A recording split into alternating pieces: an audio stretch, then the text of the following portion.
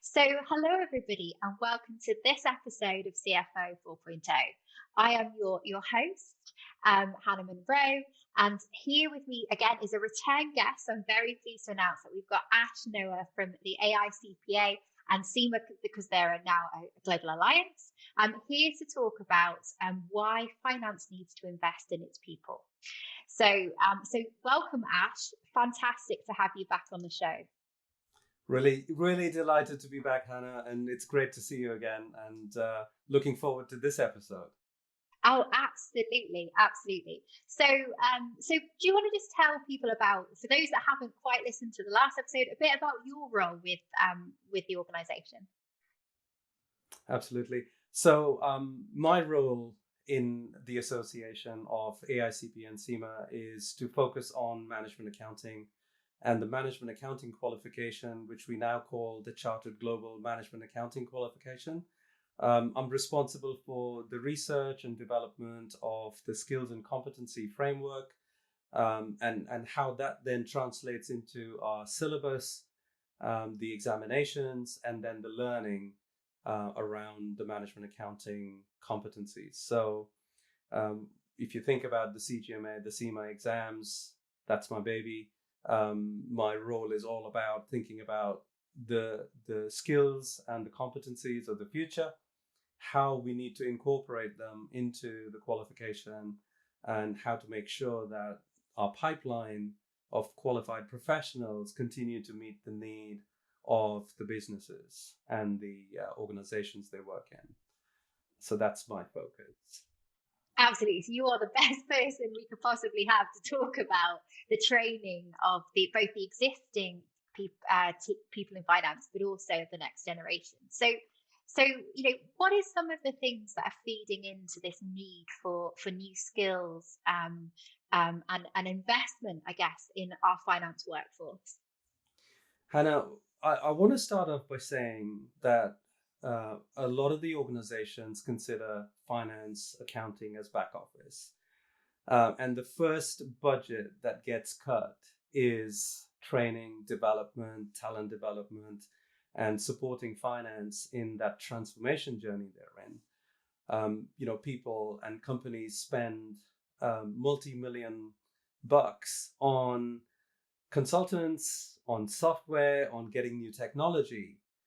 But I just want to make the case that if you don't invest in the people that are going to be operating these new systems and leveraging these new technologies, you're not really leveraging this massive investment you're making in your transformation. So the focus on people and the investing in people's skills and competencies should be as important as your investment in technology and in the transformation. So I just want to make the case that at the outset, we need to start thinking about investing in the people.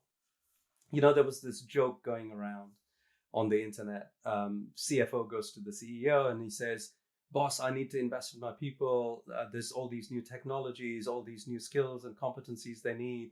And I really need to be investing in my people." And the CEO turns around to the CFO and goes, "But what if you train all these people, give them all these new skills, and they leave?"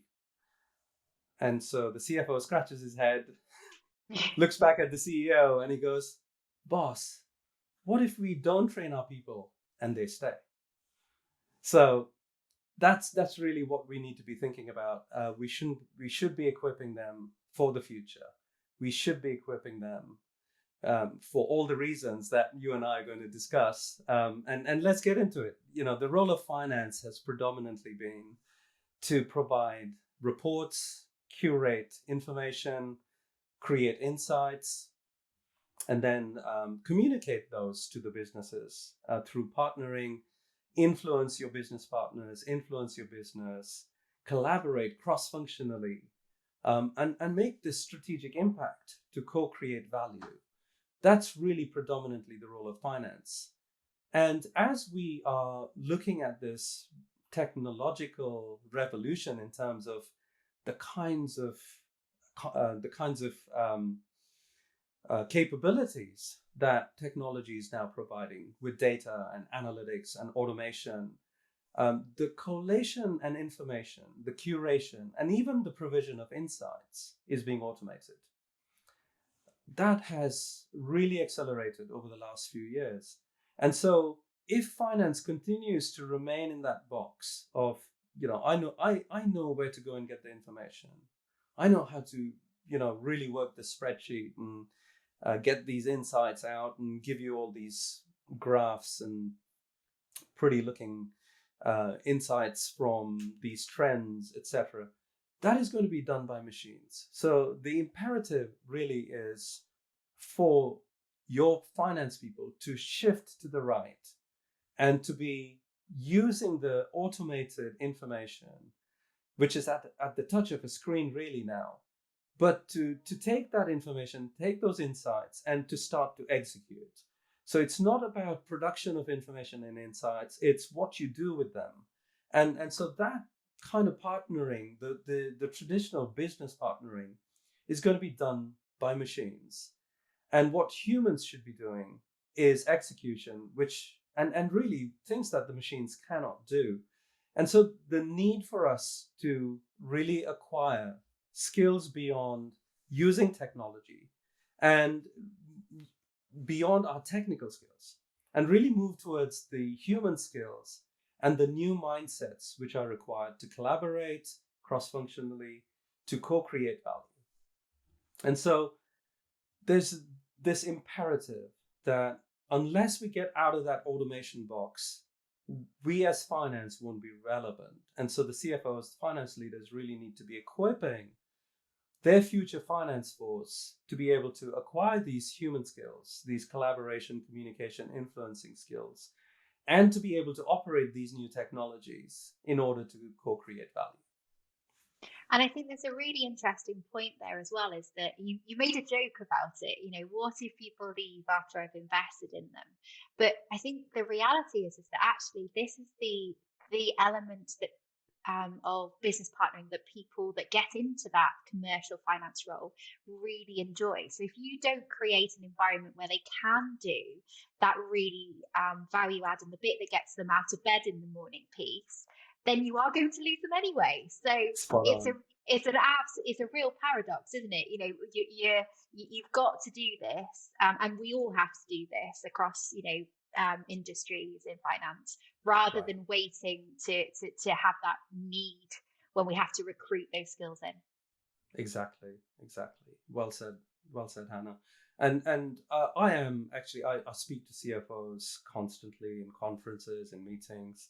And I know that CFOs and finance leaders are very much committed to developing their people. So I don't want to come across negative, but I was just trying to really heighten that imperative to invest in people. And this is the time.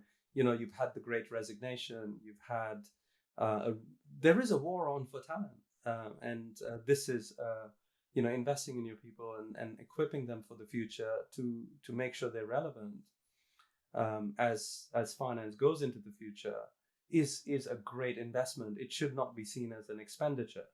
It should be seen as an investment.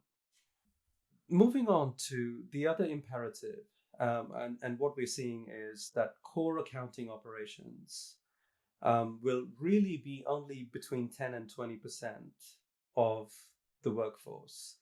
And you'll find between 70 and 80% of the workforce will be focused on business partnering, on this decision support, value partnering, and really using technologies like cloud and RPA, the robotic process automation, using capabilities such as in-memory computing. You'll be able to leverage AI and cognitive computing and provide predictive analytics, the visualization that we talked about, information at the touch of a glass screen, drill down capability, etc. Equipped with those type of technologies, what you're seeing is that there's a greater need for people to move out of operations and into the next level of the organization, which we call the big middle. And that big middle continues to expand even as the core accounting operations at the bottom continues to contract. And so in order to make that shift, we normally get and cut our teeth in core accounting operations, but there will be a need for people to come in straight at that middle level and get up and running, understand the business, and start to make and support decision making, capital allocation decisions around commercialization, go to market, etc. And that requires business partnering and value partnering with several other functions, such as marketing, sales, operations, supply chain, etc. And so that continued investment in people, that continued investment in giving them exposure to other roles in the business, sending them off to other functions for a period, which might be seen again as a waste of time, but it really is going to enable them to understand other parts of the business and then come back to finance with that knowledge of marketing, with that knowledge of sales, with the knowledge of operations. It really enables finance to engage in value creation. And that takes me on to the next stage, the next step in terms of value partnering and value creation. Value in an organization, what we've been seeing is value is becoming more and more intangible. So when you look at the net assets in the balance sheet of a company, it only represents about 10% of value. The other 90% of the value is outside of the P&L and balance sheet. And so the imperative to move out of the P&L and balance sheet and go into the aspects of the business model is really, really important. And when I say the business model, what I mean by that is the customer value proposition on the top, with how an organization delivers value, how an organization creates that value, and how an organization captures that value. So value capture, creation, delivery happens through the business model. And if one has to move from business partnering to value partnering, one has to move out of the box of costs and revenues and really focus on understanding customer value proposition, understanding relationships, being engaged in relationships with customers, relationships with suppliers, relationships with investors, bankers, etc. And also being engaged in the process of converting your raw materials or your inputs into goods and services. All of those areas are key to understanding the business and also delivering value. Things like enabling a culture, supporting a culture of innovation, supporting a culture of disruption, being highly engaged in the strategy of an organization.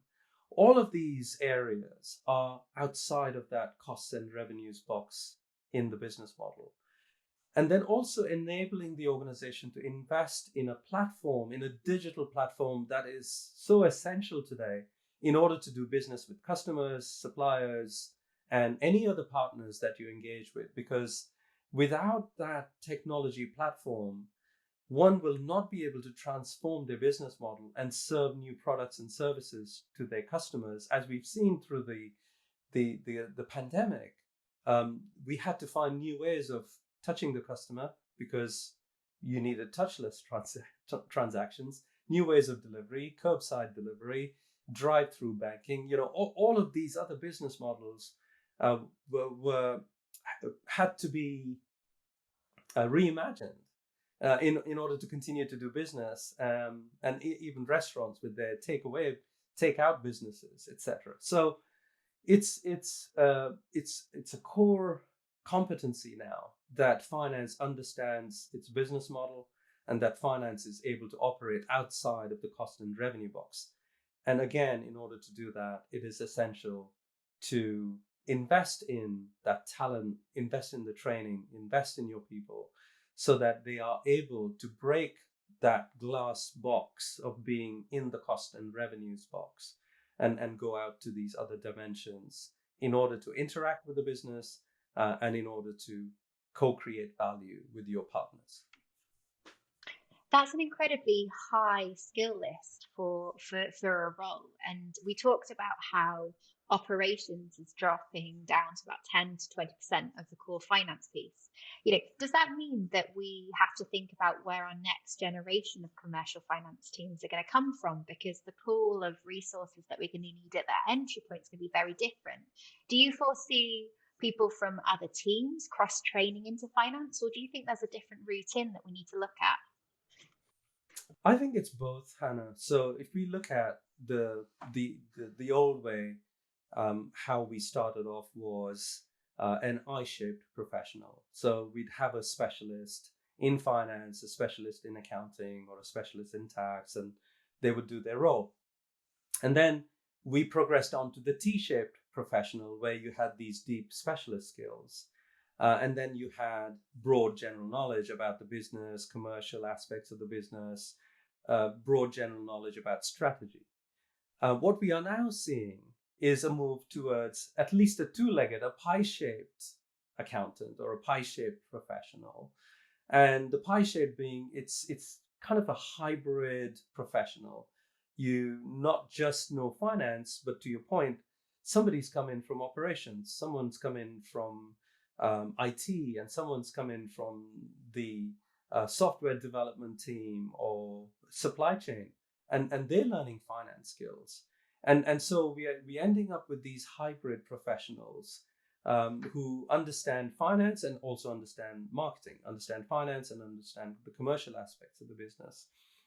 And as we move forward, what we are seeing is CFOs having, and finance leaders and their teams having to spin up skills very, very quickly in new areas. So as we progress through finance transformation, we're seeing, you need to look at process re-engineering. You need to look at perhaps some Six Sigma skills, design thinking to solve problems and getting this analytical and problem-solving mindset. Also looking at perhaps agile methodologies and agile skills in order to drive your transformation. All our training has been around a logical sequential process which is controlled. And we in finance think about a starting point and an ending point, and we think about the transformation over several years.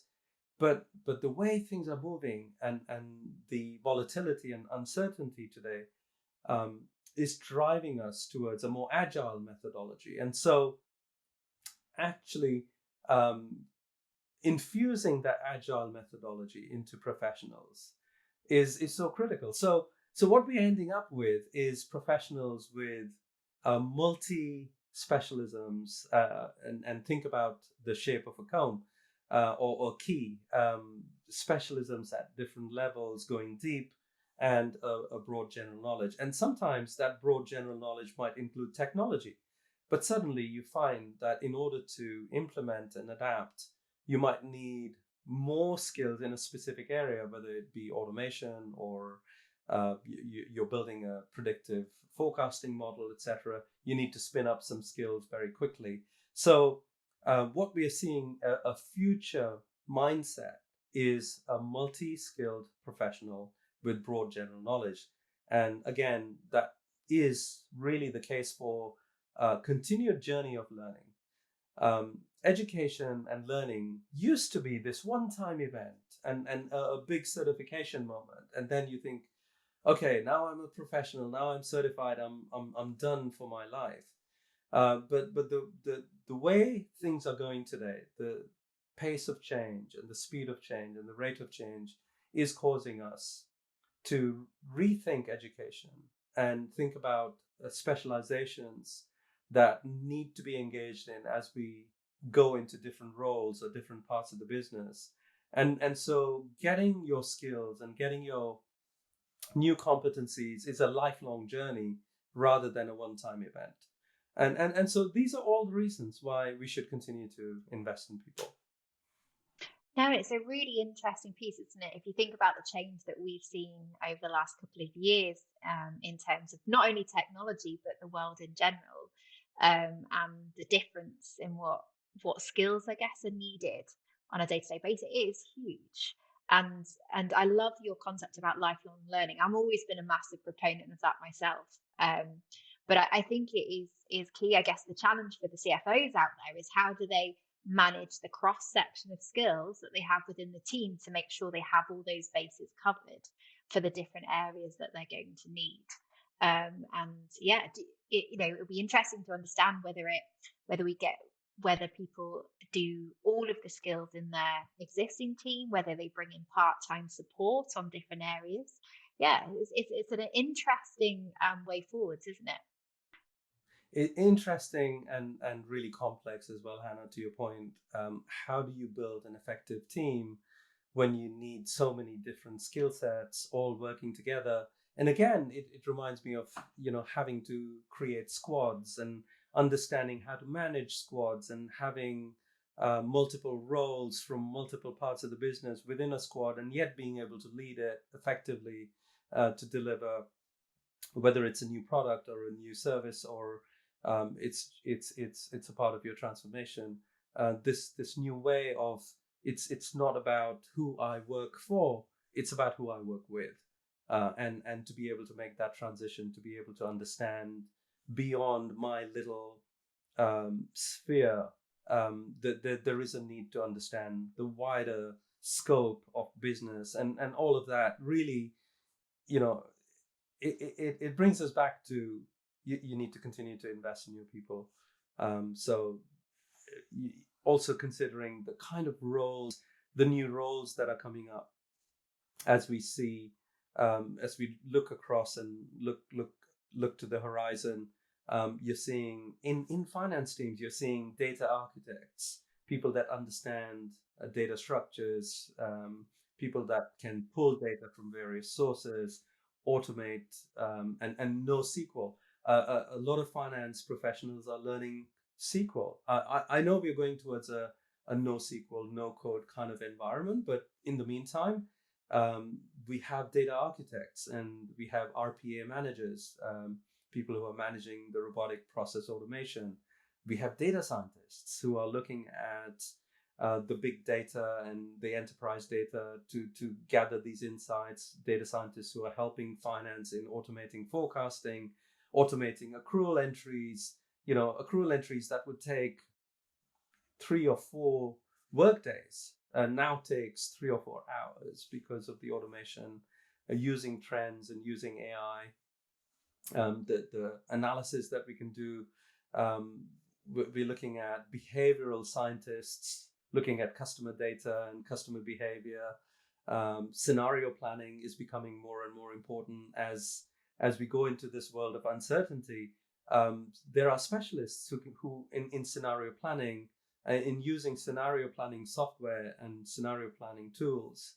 And ultimately, we're also looking at the CFO as the chief value officer, and this chief value officer will need finance value architects. And so how do you equip these new roles? How do you equip them to be able to deliver in these new positions? And these are positions that already exist. And so as you look to the future, you need to be thinking about having data scientists and data architects as a part of the team, and really thinking about how do I engineer and architect value, and people who understand value chain and people who understand cross-functional collaboration across the enterprise in order to create value. And so the shift in roles also is an argument for continued investment in your people. Ultimately, I would say it's also about mindsets. And I talked about how finance has this linear, logical, step-by-step type of mindset. And fundamentally, we need to also embrace an agile mindset, which understands sprints and scrums, and which is able to work in squads. And you see some of the younger generation coming into accounting, coming into finance. They have this technology mindset. Why am I doing this manually? How can I automate this? They fundamentally have an automation mindset. How do we equip finance and accounting, our people in finance and accounting, to create that Why am I wasting my time on this boring, repeatable process when I can automate it? Using data to solve problems, using analytics and design thinking. So having a data analytics mindset, creating a problem-solving mindset in your finance function. Because if you really think about it, all your FP&A analytics and your decision support is about solving a business problem. And so giving them the training around design thinking really helps create that problem-solving mindset. Anticipating what is next in this uncertain world. There are specific courses that address anticipatory skills, and then ultimately creating a value creation mindset, which is all about: am I adding value? Am I creating value? How am I engaging in value partnering? Is the question that all CFOs should be answering as they think about their role as the chief value officer. So everything we've talked about, Hannah, it points in one direction: invest in your people. Absolutely. And I love your concept of mindset, because I think that's that we very often, particularly in finance, we focus on the hard skills. So can I use this piece of software?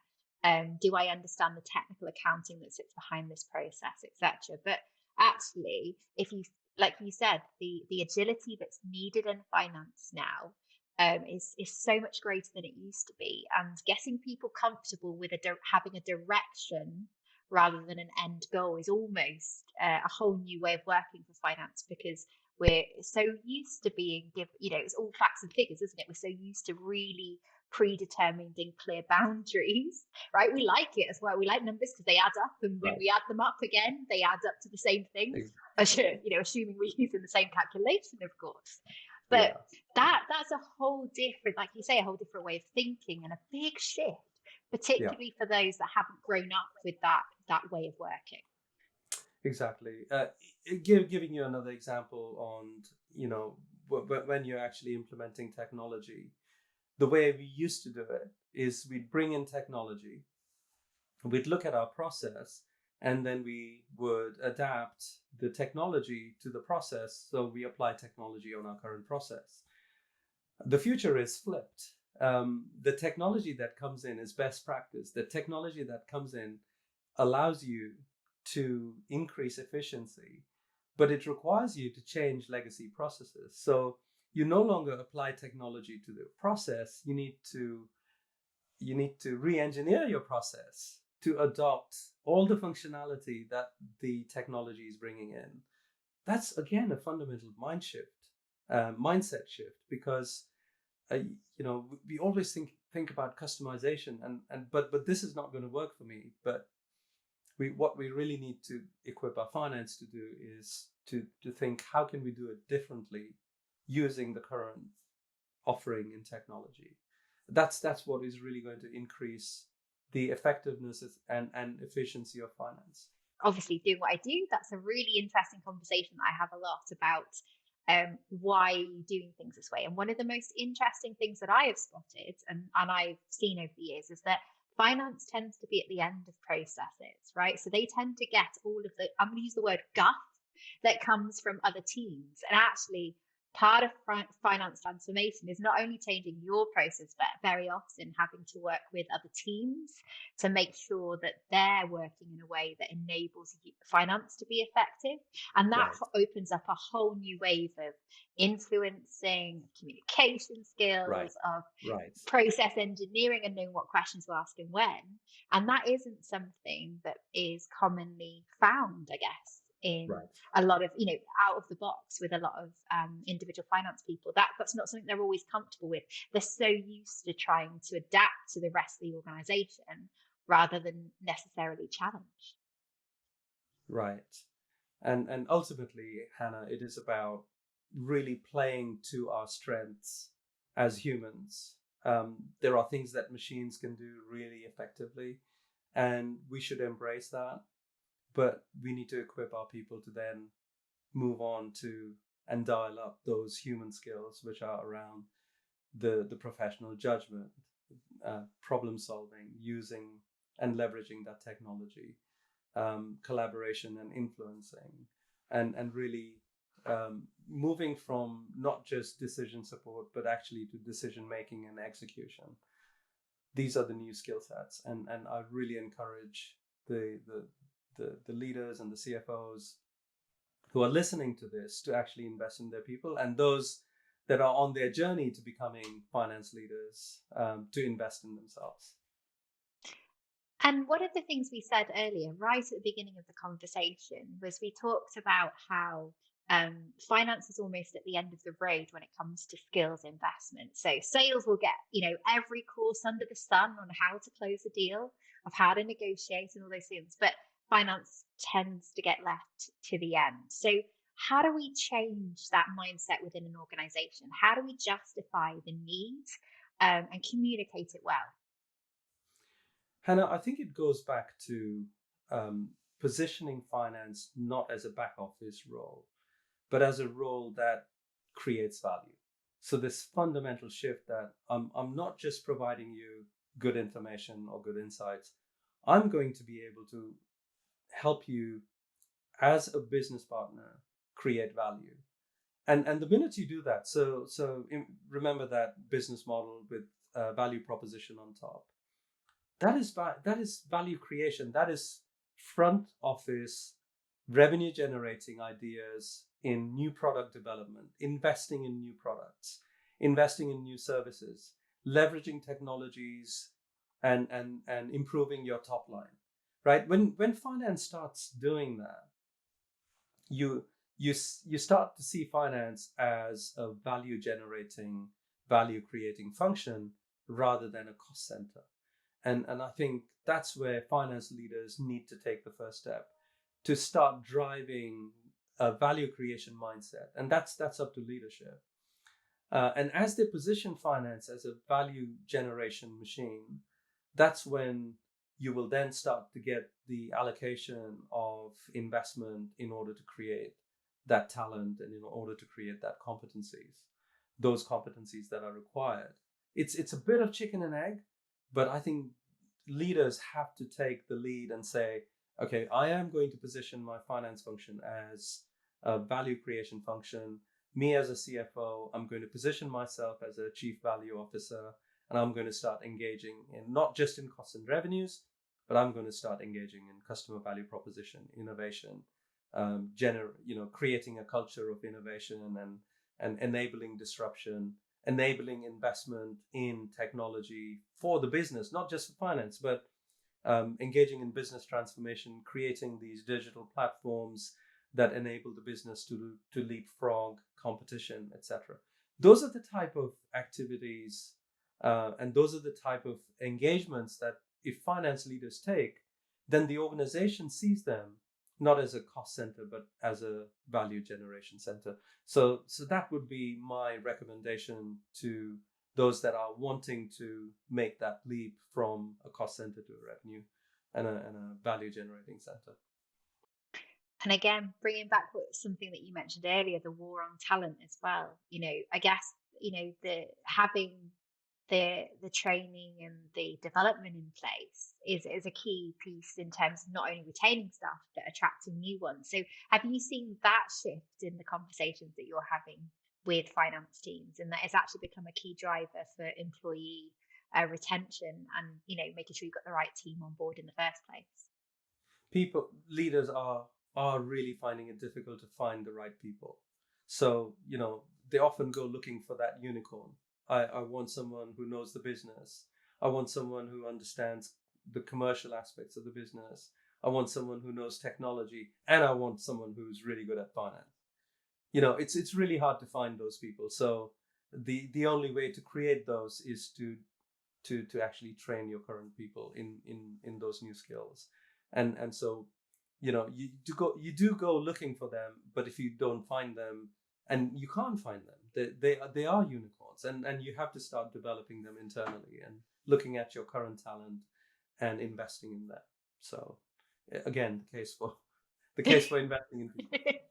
Hey, well, hopefully we'll catch up in a year or two's time, and we're going to have all of these unicorns across all of these organizations with these different specialist skill sets. Absolutely. But yes, thank you, Ash. What some great insight, I think, for anyone listening in terms of understanding the shifts that you're seeing, and almost like you say, bringing it to the fore.